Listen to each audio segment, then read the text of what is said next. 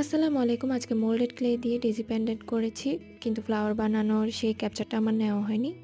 ফ্লাওয়ারের উপর আমি ২-৩ বার জেসো এপ্লাই করার পর এখানে মনমার্টের প্যালেট থেকে আমি হোয়াইট আর ব্রাউন কালারটা নিয়ে নিয়েছি ফাইনাল কালারটা দেওয়ার জন্য।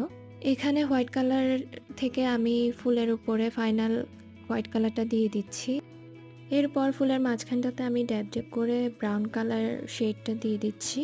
এই তো আমার রেডি হয়ে গেছে ডেইজি পেন্ডেন্ট।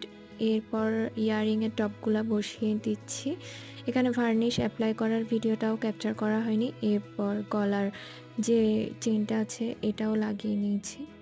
সো আমি পরে নিয়েছি ডেইজি পেন্ডেন্ট। Thank you.